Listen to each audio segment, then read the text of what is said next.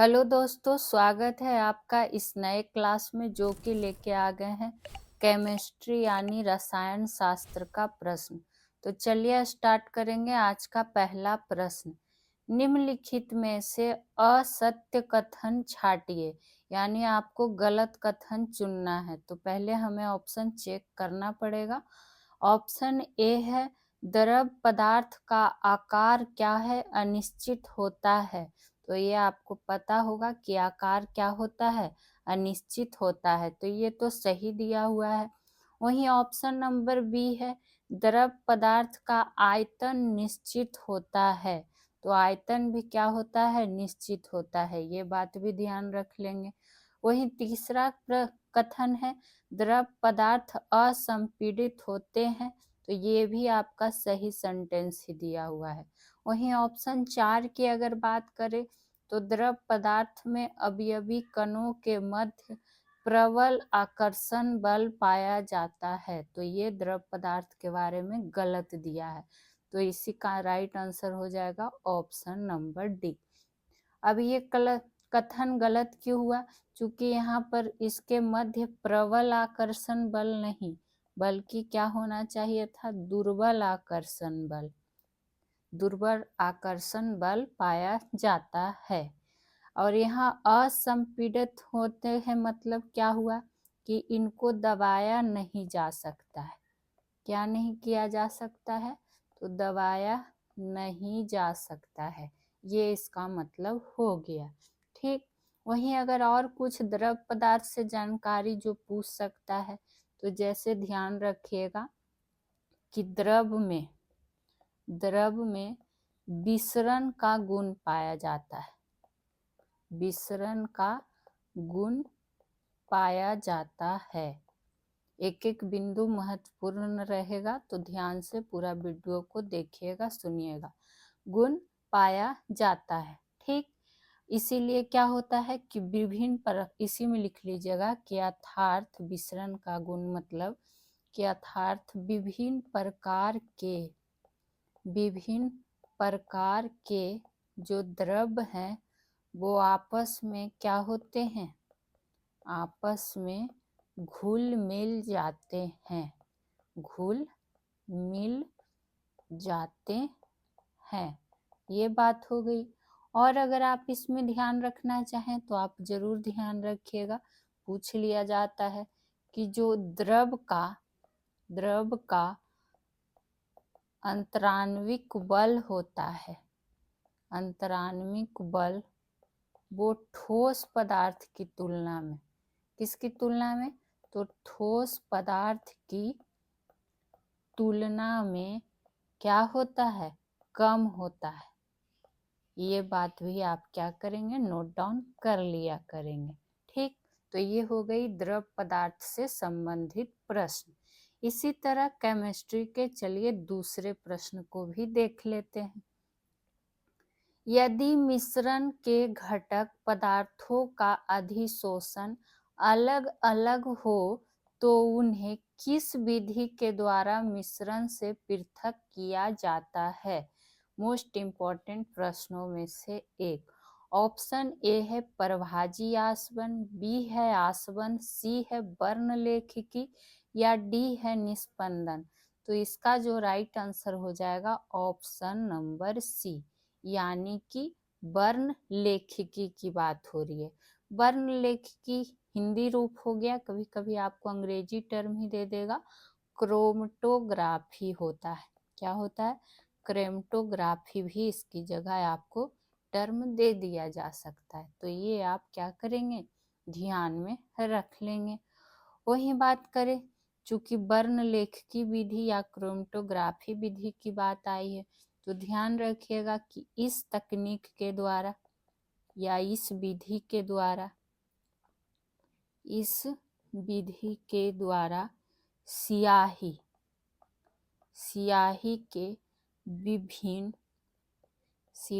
के विभिन्न अवयव को क्या किया जा सकता है? अवयव को भी अलग या फिर पृथक किया जा सकता है। अलग किया जा सकता है।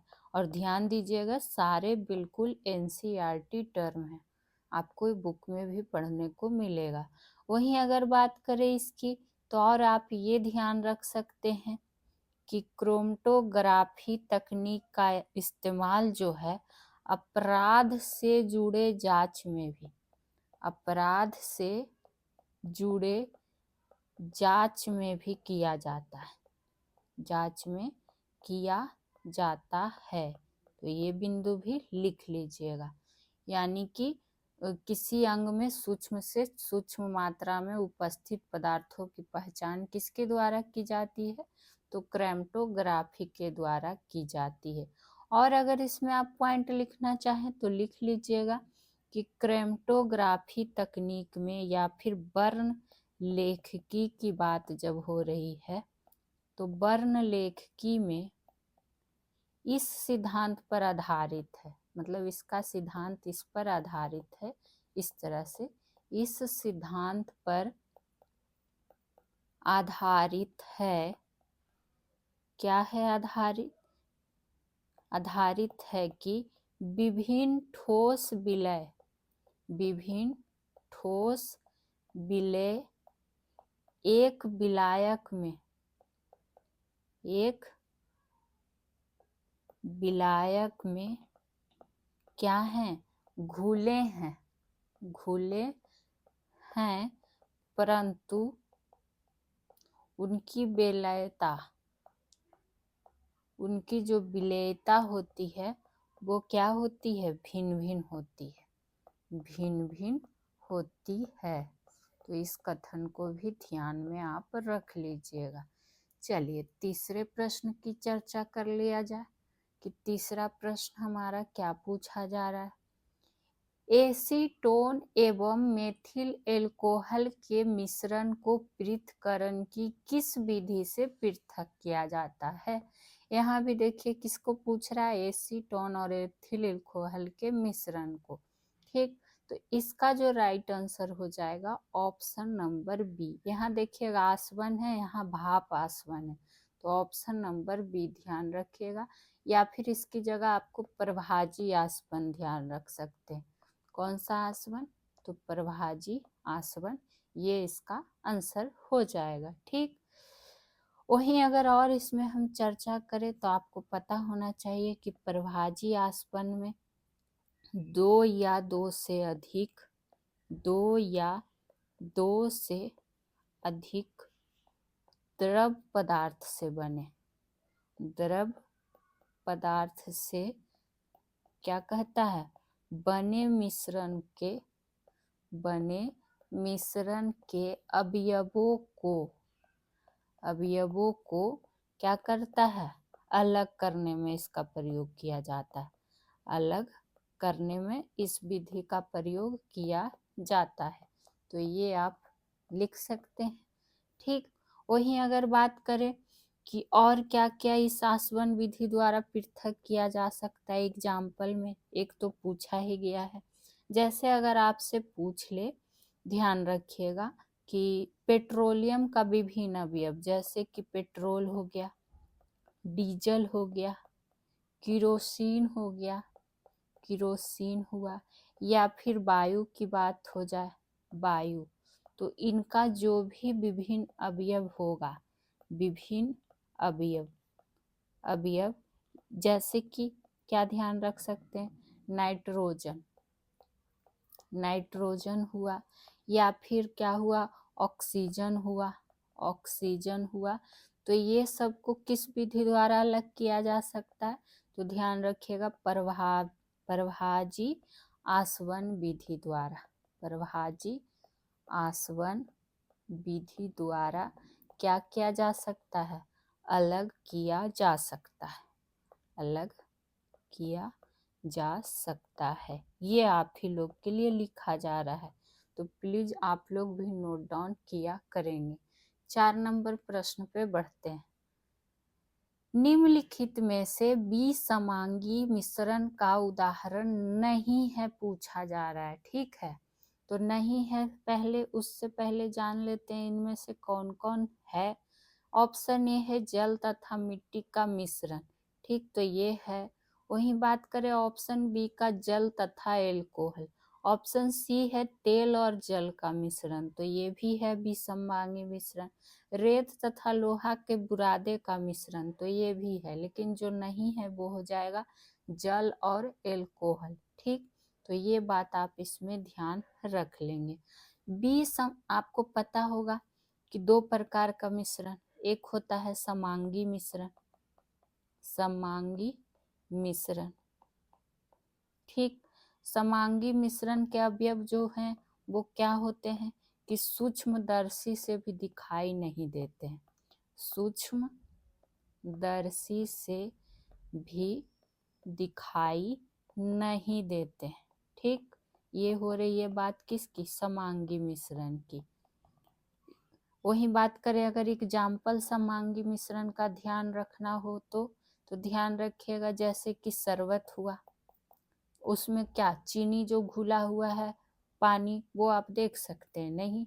उसी तरह हवा हो जाएगा, पेट्रोलियम हो जाएगा, या फिर सभी मिश्र धातु हो जाएंगे, ये सब किसके अंतर्गत आ जाएंगे, समांगी मिश्रण के अंतर्गत। लेकिन जब बात आएगी विसमांगी मिश्रण की, विसमांगी मिश्रण, तो ऑलरेडी आपको ऑप्शन में इतना सारा एग्जाम्पल पहले ही दिया हुआ है। और अगर बात करें इसमें, तो आप इसमें ध्यान रख सकते हैं कि इसका जो अवयव है उसको आप खुली आंखों से या फिर क्या कहता है सूक्ष्मदर्शी से देखा जा सकता है, खुली आंखों से या फिर सूक्ष्मदर्शी से क्या किया जा सकता है, देखा जा सकता है। तो यही दोनों में अंतर आपको ध्यान रख लेना है।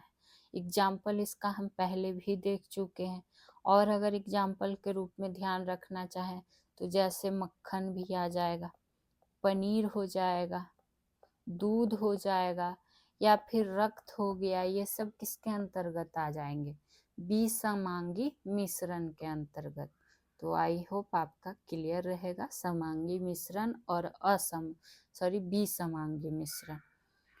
और जो भी बिहार शिक्षक भर्ती की तैयारी करते हैं, खास करके जिनका भी केमिस्ट्री ऑनर्स होगा, उनके लिए ये वीडियो रामबाण होने वाला है, तो पूरा वीडियो जरूर देखा करिए। निम्नलिखित कथनों पर विचार कीजिए कि कौन सा कथन सत्य है। फिर से आपसे सत्य कथन पूछा जा रहा है। पहला है, परमाणु को ना तो उत्पन्न किया जा सकता है और ना ही नष्ट किया जा सकता है। तो ये बात क्या है, सही दिया हुआ है। क्यों? क्योंकि आपको पता होगा कि ये परमाणु जो है अविभाज्य कण होता है। क्या होता है?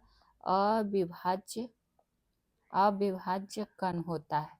तो इसको ना ही उत्पन्न कर सकते हैं ना ही नष्ट कर सकते हैं। दूसरा है, भिन्न भिन्न तत्वों के परमाणुओं के गुण जो है भिन्न भिन्न होते हैं। ये बात भी सही है कि भिन्न भिन्न होते ही हैं, यानी कि एक और दो क्या हो जाएंगे, दोनों के दोनों सही हो जाएंगे। वहीं परमाणु से संबंधित अगर कुछ हम चर्चा कर ले जो आपके एग्जाम के लिए महत्वपूर्ण बने, तो अंतर पूछ लिया जाता है परमाणु और अणु में। तो यहाँ परमाणु की बात जान लेते हैं। तो ध्यान रखिएगा कि परमाणु जो है तत्व का एक सूक्ष्मतम कण, तत्व का सूक्ष्मतम कण है, जो क्या है, रासायनिक अभिक्रिया में आपको हम बेसिक से हाई लेवल तक बताने की पूरी कोशिश करते हैं। भाग क्या करता है, लेता है, भाग लेता है। ये बात आपको क्या करना है, ध्यान में रख लेना है। बाकी ये दो सेंटेंस भी आपको पता होना चाहिए। वही बात करें, अगर आप ये भी ध्यान रख सकते हैं तो लिख लीजिएगा। क्या लिख लेना है आपको कि परमाणु का जो औसत व्यास की अगर बात आती है तो लगभग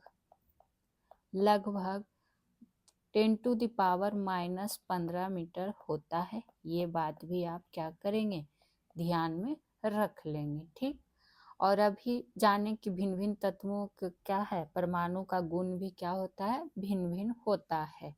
चलिए आगे के प्रश्न को देख लेते हैं। और आज केमिस्ट्री है तो बिल्कुल सारे केमिस्ट्री के ही प्रश्न शामिल किए गए हैं। निम्नलिखित में से द्विगंशी क्वांटम संख्या के बारे में किसने बताया था? ये ध्यान रखिएगा, द्विगंशी क्वांटम संख्या, तो ये बताया था सोमरफील्ड ने। किसने? तो सोमरफील्ड ने। वहीं बात करें तो यह संख्या की अगर बात करें तो आप इसमें ध्यान रख सकते हैं कि यह संख्या कक्षक की त्रिविमीय, पूछ सकता है कि कौन सी त्रिविमीय आकृति को भी दर्शाता है। त्रिविमीय आकृति को भी क्या करता है? दर्शाता है। ये बात हो गई। वहीं अगर और बात करें तो आप ये इसमें लिख सकते हैं कि इसको जो है, हाँ इस तरह से लिखिए कि यह संख्या उपकोष को दर्शाती है। उपकोष को दर्शाती है और क्या करती है? बहु इलेक्ट्रॉनी स्पीशीज की ऊर्जा भी दर्शाती है। तो आपसे पूछ सकता है कथन के रूप में भी कि किसको किसको ये दर्शाता है, तो ध्यान रख लीजिएगा। चलिए आगे के प्रश्न को देख लेते हैं कि अगला प्रश्न क्या है। इस कक्षक के लिए कक्षक कोणीय संवेग का मान कितना होता है? ये आपसे पूछा जा रहा है।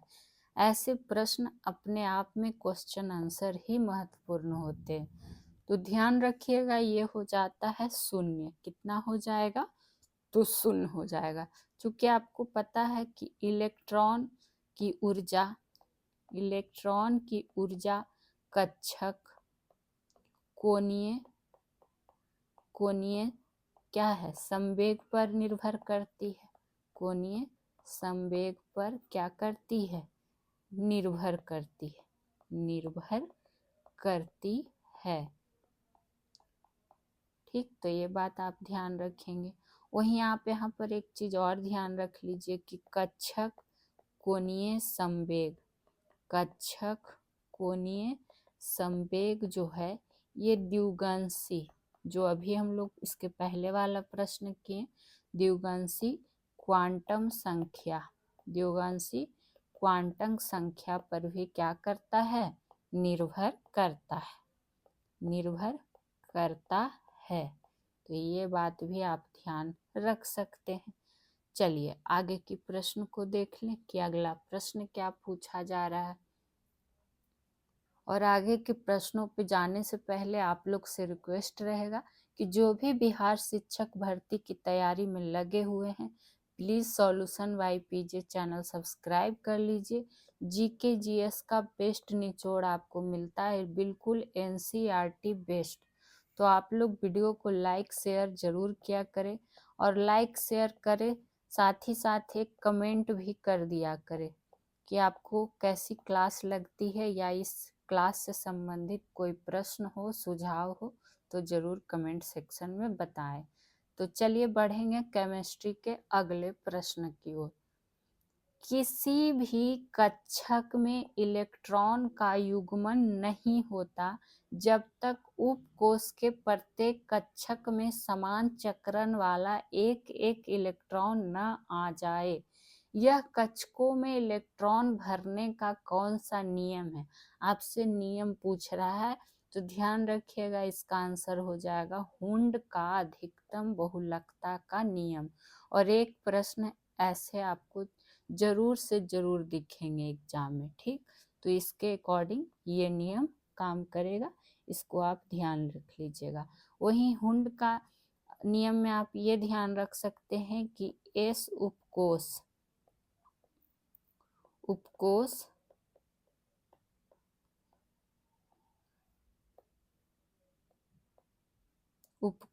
पर लागू नहीं होता है। किस पर लागू नहीं होता है, ये बात भी आपको ध्यान होना चाहिए, क्योंकि एस उपकोष में क्या है, एक ही कक्षक है। तो ये बात आप इस नियम में ध्यान रख सकते हैं, पूछ सकता है। ठीक है, चलिए आगे की ओर चर्चा कर लेते हैं 9वें नंबर प्रश्न को। रदरफोर्ड द्वारा अल्फा कणों के रूप में कौन से पदार्थ का उपयोग किया जाता है? तो रदरफोर्ड के अल्फा किरण का पूछ रहा है, कण का। तो ये ध्यान रखिएगा, हीलियम का नाभिक। क्या हो जाएगा इनमें से? हीलियम का नाभिक। वहीं आपको ये भी ध्यान रखना है इसमें कि रदरफोर्ड की जब बात आई है कि रदरफोर्ड परमाणु मॉडल को या फिर परमाणु संरचना लिख सकते हैं कि परमाणु संरचना का अल्फा प्रकीर्णन क्या कहा जाता है? प्रयोग भी कहा जाता है। तो ये भी आपसे पूछ लिया जा सकता है। वहीं और अगर इसमें कुछ चर्चा करें तो ध्यान रख सकते हैं कि इसमें अगर बात करें तो क्या आपको लिखना है कि इसने अल्फा कण के रूप में हीलियम का उपयोग किया। हीलियम का क्या किया? उपयोग किया। क्यों किया? क्योंकि हीलियम क्या है? हीलियम सबसे हल्की उत्कृष्ट गैस है। ये आपको पहले से भी जानकारी होगी। तो इसलिए इस प्रश्न का आंसर क्या हुआ? हीलियम का नाभिक। आगे की ओर बढ़ जाते हैं कि अगला प्रश्न क्या पूछा जा रहा है। निम्नलिखित में से उत्क्रमणीय परिवर्तन नहीं है, पूछा जा रहा है। ठीक है, उत्क्रमणीय का सेंस यहाँ पर ये हो गया कि आपसे पूछा जा रहा है कि भौतिक परिवर्तन। कौन सा परिवर्तन? तो भौतिक परिवर्तन नहीं है पूछ रहा है आपसे। तो पहले देख लेते हैं कि कौन कौन सा है। तो लोहे, और एग्जाम्पल इसका जरूर ध्यान रखिएगा, लोहे का चुंबक बनना है, नौसादर का ऊर्ध्वापातन भी है, और क्या कहता है, शक्कर का पानी में विलय होना भी क्या है? सारे के सारे एग्जाम्पल जो हैं ये भौतिक परिवर्तन के हैं। ठीक, जो इनमें से नहीं है वो हो जाएगा कोयले का जलना। तो फिर ये कोयले का जलना क्या होगा? तो ध्यान रखिएगा, ये रासायनिक परिवर्तन है। क्या है? रासायनिक परिवर्तन के अंतर्गत आ जाएगा। ठीक, पदार्थ का भौतिक अवस्था में परिवर्तन आता है। भौतिक परिवर्तन में क्या होता है कि भौतिक अवस्था में परिवर्तन आता है परंतु रासायनिक गुण में परिवर्तन नहीं होता है। वहीं अगर रासायनिक परिवर्तन की बात करें तो इसमें जो रासायनिक गुण संगठन में परिवर्तन होता है तथा नया पदार्थ बनता है। ये आपको हम कई बार डिटेल में भी बता चुके हैं। ठीक, तो परिभाषा नहीं लिखना है, बस एग्जाम्पल इसका ध्यान रख लेना है। इलेक्ट्रॉन का त्याग करने वाले पदार्थ क्या कहलाते हैं? ये आपसे पूछा जा रहा है। ऑप्शन नंबर ए है ऑक्सीकारक। तो ऑक्सीकारक की अगर बात आती है तो ध्यान रखिएगा कि ये वे पदार्थ होते हैं जो क्या करते हैं? इलेक्ट्रॉन को ग्रहण करते हैं। क्या करते हैं? ग्रहण करते हैं। ठीक, तो ग्रहण करते हैं यानी कि यहाँ पर आपसे पूछा क्या जा रहा है? त्याग करने वाला। तो ये तो इसका आंसर होगा नहीं। ऑप्शन बी है उत्प्रेरक। तो अगर हम उत्प्रेरक की बात करें तो ध्यान रखिएगा कि वे पदार्थ जो स्वयं, अंतर क्या है ये आपको ध्यान देना है, रासायनिक अभिक्रिया में क्या रहे? अपरिवर्तित रहे, यानी कि परिवर्तन न हो, अपरिवर्तित रहे। ठीक, तब वो क्या होता है, अपरिवर्तित रहता है और उसके बाद क्या करता है, अभिक्रिया वेग को प्रभावित करता है। अभिक्रिया वेग को क्या करता है, प्रभावित करता है।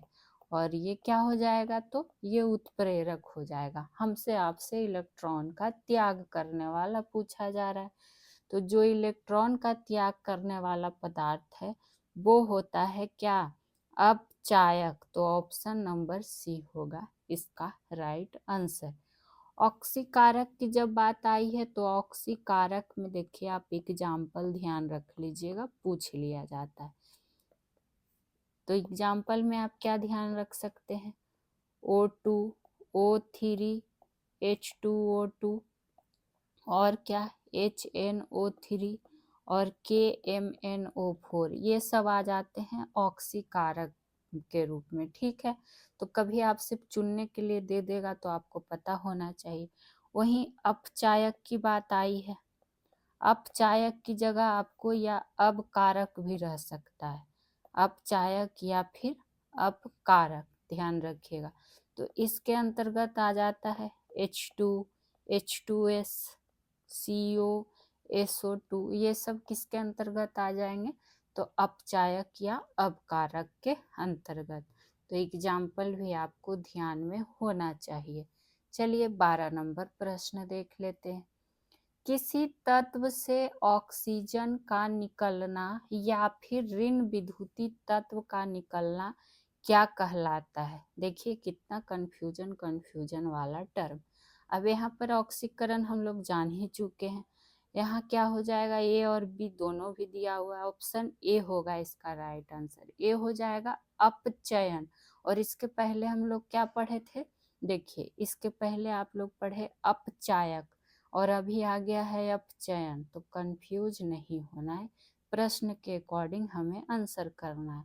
ठीक, वही बात करें अगर इसका एग्जाम्पल आपको दे के समझाएं अपचयन का, तो ध्यान रखिएगा जैसे कि CO2 हुआ, कार्बन डाइऑक्साइड। अब इसको अगर निकलना की बात आई है कि ऑक्सीजन का निकलना या फिर ऋण विद्युतीय तत्व का निकलना, तो C+O2 को मिलकर ही क्या बना है, CO2। तो ये हुआ निकला। वही बात करें जैसे 2MgO, 2MgO, तो इसको अगर करेंगे तो 2Mg+O2 में ये। वही बात करें अगर और एग्जाम्पल की, तो एक ध्यान रख सकते हैं FeCl2, इसको तोड़ेंगे तो Fe+Cl2। तो ये सब किसका एग्जाम्पल आ जाएगा, अपचयन का एग्जाम्पल हो जाएगा।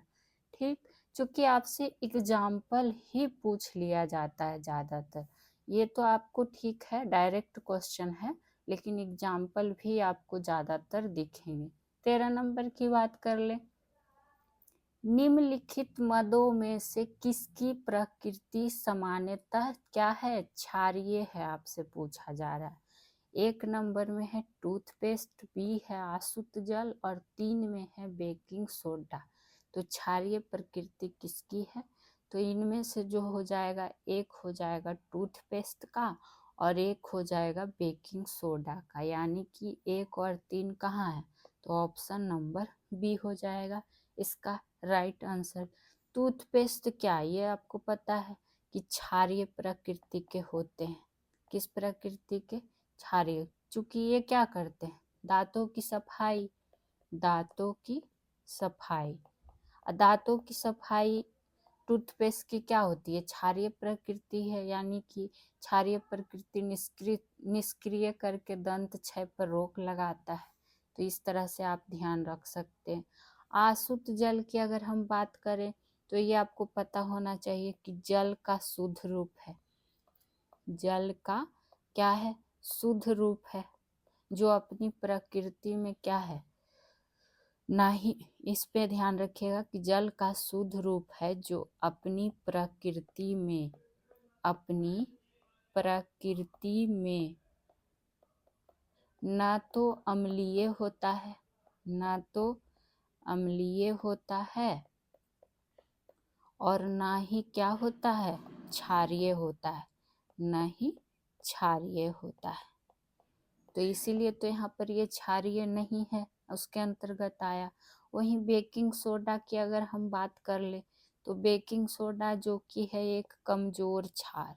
कैसा पूछ दिया जाता है कि क्षार में भी कैसा क्षार, तो कमजोर क्षार। कमजोर की जगह आपको दुर्बल वर्ड भी रह सकता है, ठीक, तो घबराना नहीं है। बेकिंग सोडा यानी कि बेकिंग सोडा की कितनी बार आप लोगों को हम बताए हैं सूत्र, परिभाषा, उपयोग, यानी कि सोडियम बाइकार्बोनेट। सोडियम बाइकार्बोनेट यानी खाने वाला सोडा इसको कहा जाता है आमतौर पर बोलचाल की भाषा में। तो ये सब आप ध्यान रख लीजिएगा। और ये भी क्या है, क्षारीय प्रकृति का है, ठीक। चलिए आगे की क्वेश्चन को देख लेते हैं।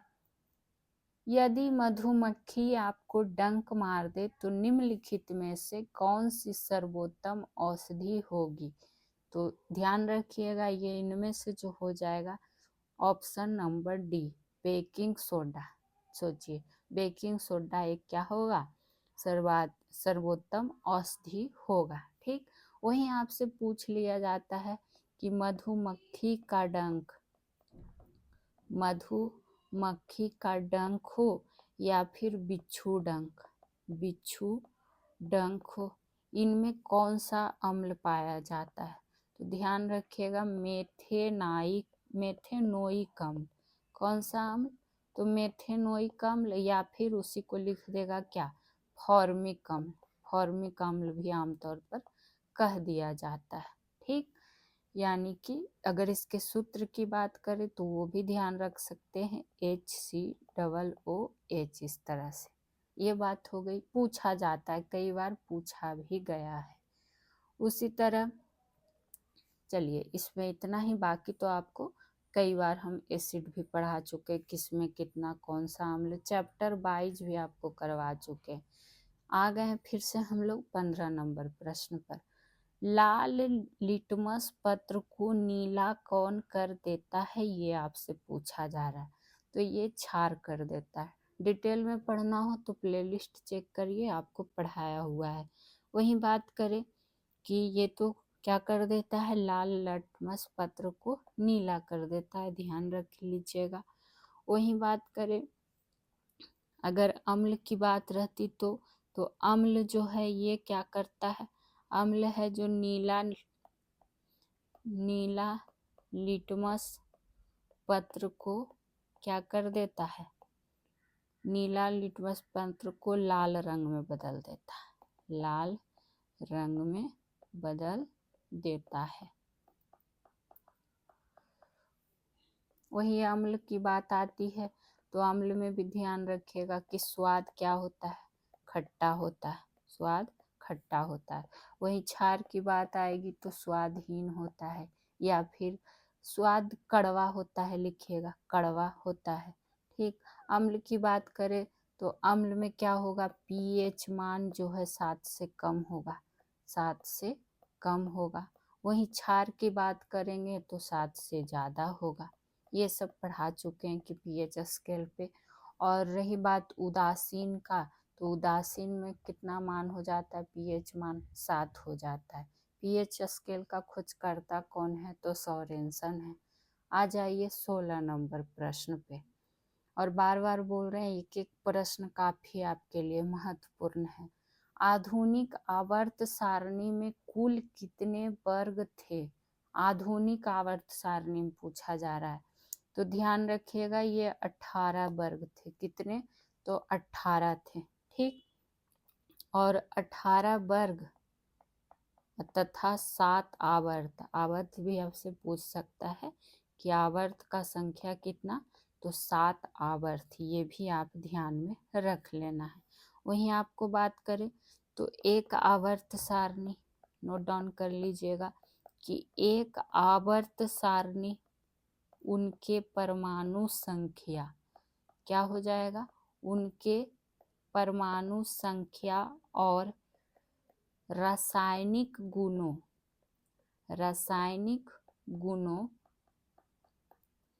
के आधार पर तत्वों की क्या है, एक व्यवस्था है। तत्वों की एक व्यवस्था है, व्यवस्था है। तो ये इसमें आप क्या करेंगे, नोट डाउन कर लेंगे। चलिए आगे के प्रश्न को देख लेते हैं। निम्नलिखित में से वह तत्व बताइए जिसकी परमाणु संख्या क्या है, 12 है। तो इनमें से पूछा गया है, तो ध्यान रखिएगा ये हो जाएगा मैग्नीशियम। यानी कि क्या कहता है, मैग्नीशियम का परमाणु संख्या कितना होता है, 12 होता है। वहीं अगर मैग्नीशियम से ध्यान रखना चाहें तो इसको Mg से सूचित किया जाता है, इसका संकेत यही होता है।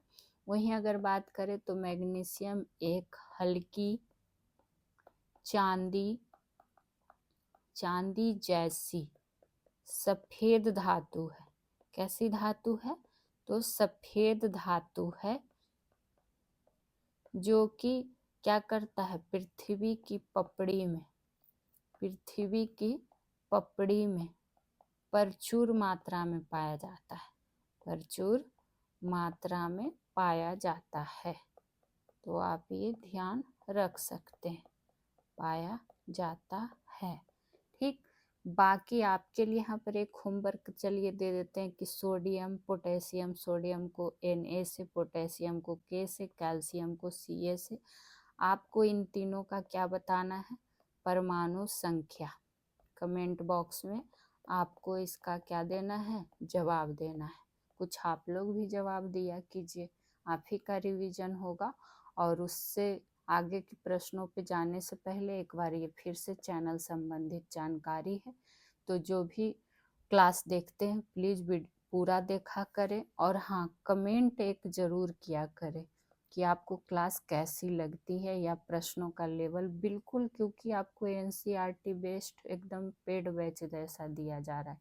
टेलीग्राम पे आपको PDF भी दे दिया जाता है और सारे विषय के आपको बिल्कुल इसी तरह से डिटेल से सॉल्यूशन कराए जाते हैं। तो एक बार आप लोग प्लेलिस्ट चेक कर लिया करें। और साथ ही साथ आप लोग क्लास को लाइक तो अभी ही कर दे, बाद में भूल जाते हैं।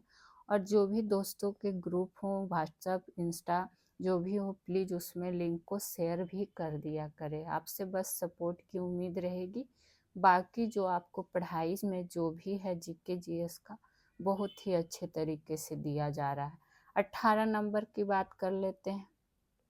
मेंडलीफ आवर्त नियम के अनुसार आवर्त सारणी में तत्व किस क्रम में व्यवस्थित थे। यहाँ पर आपसे मेंडलीफ आवर्त का पूछ रहा है, तो यहाँ पर हो जाएगा परमाणु भार के बढ़ते क्रम में। ये बात पहले आपको ध्यान में रख लेना है। ठीक, वहीं आपसे अगर पूछ ले कि आवर्त सारणी का खोजकर्ता या फिर आवर्त सारणी का जनक, तब आप किसे ध्यान रखेंगे, तो ध्यान रखेंगे मेंडलीफ को ही।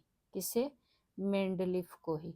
लेकिन अगर यही आपसे अभी कुछ देर पहले प्रश्न आया था कि आधुनिक आवर्त सारणी, आधुनिक आवर्त सारणी, इसके खोजकर्ता कौन हो जाएंगे, खोजकर्ता, तब आपको क्या ध्यान रखना है, तब आपको मोस्ले ध्यान रखना है। दोनों नाम आपको ध्यान होना चाहिए। और आवर्त सारणी जो है क्या है, परमाणु संख्या पर आधारित है। ठीक, यहाँ आपसे पूछा गया था कि तत्व किस क्रम में व्यवस्थित थे, तो ये द्रव्यमान के बढ़ते क्रम में। ठीक, ये बात हो गई। आगे की चर्चा कर लेते हैं। किसी गैस को परम शून्य ताप, अति उच्च दाब पर गर्म करने तथा उच्च वोल्टता प्रदान करने पर पदार्थ की कौन सी अवस्था प्राप्त होती है। तो ये पदार्थ की पांचवी अवस्था बोस आइंस्टीन कंडेंसेट प्राप्त होती है। ये आप ध्यान में रख सकते हैं। ठीक, और अगर बात करें कि इस अवस्था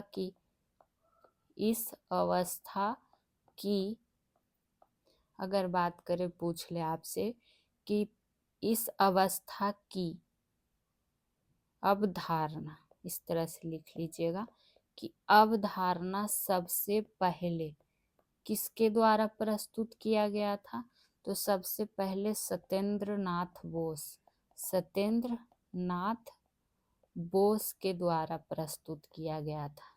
बोस के द्वारा क्या किया गया था? प्रस्तुत किया गया था। ये बात आप इसमें ध्यान में रख सकते हैं। ठीक, वहीं एक पदार्थ का चौथी अवस्था भी ध्यान रख सकते हैं। वो कौन सी होती है? तो प्लाज्मा, जो कि होती है चौथी अवस्था। तो कभी कभी आपसे प्रश्न इसका भी पूछ दिया जाता है कि प्लाज्मा की सर्वप्रथम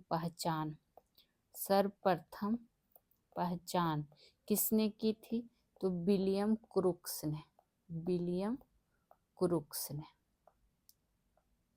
ने। ठीक, चलिए आगे की चर्चा कर लें 20 नंबर प्रश्न पर। निम्नलिखित में से असंगत युग्म छांटिए, यानी कि फिर से आ गया है आपका क्या कहता है, गलत चुनने वाला। ऑप्शन ए है गलन, यानी कि बर्फ का पानी में परिवर्तन। तो ये बर्फ का पानी में परिवर्तन क्या होता है? गलन ही होता है। तो ये तो आपका क्या दिया हुआ है? सही। या फिर डायरेक्ट यहाँ पर इसको इस रूप में लिख सकते थे कि ठोस पदार्थ का द्रव में बदलना क्या कहलाता है? गलना कहलाता है। उसी तरह से ऑप्शन बी है निक्षेपण, जो कि दिया है ठोस का गैस में परिवर्तन। तो ये गलत यहाँ पर दिया हुआ है और हमसे गलत ही पूछा जा रहा है, तो ऑप्शन नंबर बी होगा इसका राइट आंसर। अब गलत क्यों हुआ? क्योंकि ये ठोस का गैस में परिवर्तन नहीं, बल्कि गैस का ठोस में परिवर्तन होना चाहिए था। गैस का ठोस में परिवर्तन, तब जाके ये सेंटेंस सही होता है। ठीक, वहीं ऑप्शन सी है संघनन, यानी कि गैस का द्रव में परिवर्तन। तो संघनन ये देखिए बिल्कुल सही है। तो ये भी आपको ध्यान रख लेना है कि क्या होता है। फिर है हिमन दिया है कि पानी का बर्फ में परिवर्तन। तो ये भी बिल्कुल सही दिया हुआ है कि पानी का बर्फ में परिवर्तन क्या कहलाता है? हिमन कहलाता है। तो एक एक पॉइंट आपको इसमें ध्यान क्या कर लेना है? रख लेना है। चलिए आगे की चर्चा कर लेते। ये तो मिलान करना ही था हमें। 21 नंबर प्रश्न आ चुका है।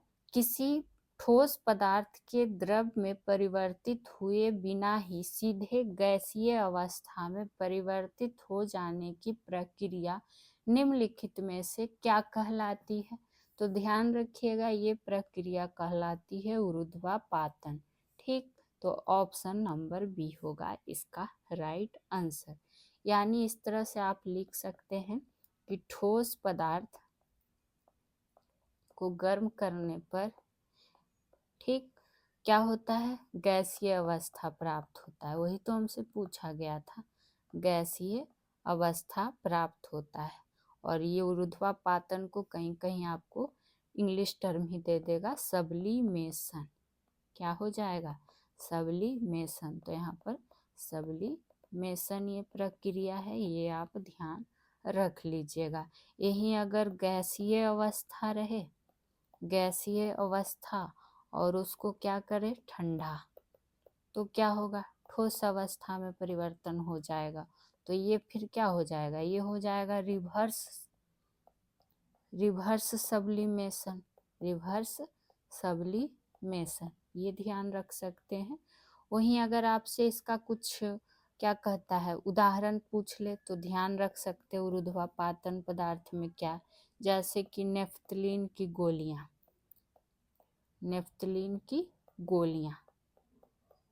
फिनाइल की गोलियां आप जानते हैं, जो कपड़ों को देखते होंगे, कपड़ों में रख दिया जाता है कि उसमें क्या हो, फफूंदी वगैरह ना लगे। फिर कपूर हो गया, एग्जाम्पल में ध्यान रखिएगा। आयोडीन हो गया, पूछा जाता है एग्जाम्पल ही।